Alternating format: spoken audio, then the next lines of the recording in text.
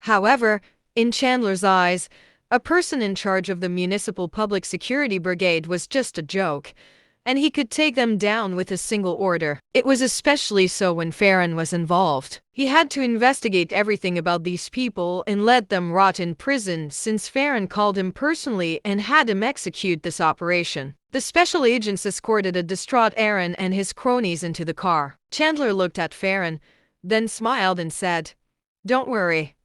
I'll definitely investigate this matter thoroughly and give your friend a proper explanation." "Thank you, Uncle Chandler," Farron said. Chandler said, "Drop the formalities. If you need something from me in the future, you can just give me a call, especially when you encounter any rotten apples in the sector. I'll definitely punish them severely." "Yes, Uncle Chandler. I'll definitely look for you if there's anything," Farron smiled. Chandler nodded, and once again politely exchanged glances with Ethan and Wilbur, remembering their appearances before turning around to leave. Wilbur said softly, "I'm sorry to have to trouble you." "You don't have to thank me. Your problems are my problems," Farron said with a smile.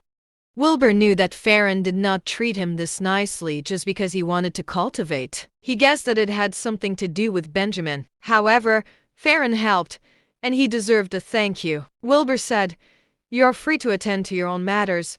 I'm going to deal with my friend's affairs. I'll come along." "I don't have anything else to do anyway," Farron said. Wilbur frowned and asked, "Do you really have so much free time on your hands?" Farron said, "Oh, my job is pretty casual. I don't have much to do all day. You can take me with you, so I can see what those officials in the local area are doing every day."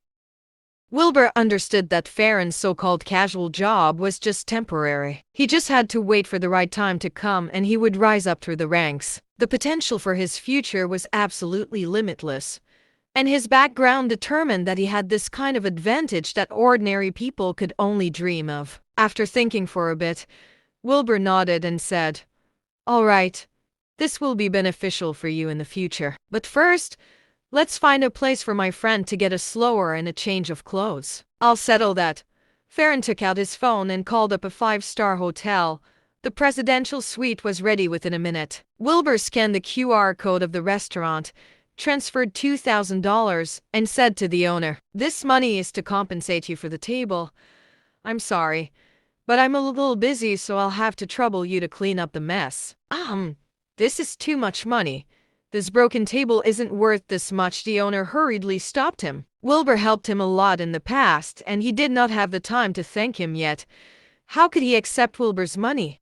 However, Wilbur had something on his mind, so he just waved his hand and went off with Farron and Ethan. Seeing Wilbur and others leave, the owner looked at his wife, shook his head, and said, "It's really unexpected for all these powerful men to come to our small restaurant one after another. What did we do to deserve this luck? Just get to work already. Buy some gifts and prepare them for the day when Wilbur comes and give them to him," the wife retorted. "All right," the owner agreed, then began to clean up the place. Wilbur, Farron, and Ethan arrived at the hotel together. They arranged for Ethan to take a bath first. Farron went downstairs again and bought 2 sets of clothes for Ethan to change into. After preparing all that, Farron looked at Wilbur and said, "So, what do we do next? I think those bastards are a bit too bold. Should I transfer the special agents to arrest those bastards first, and then avenge Ethan?"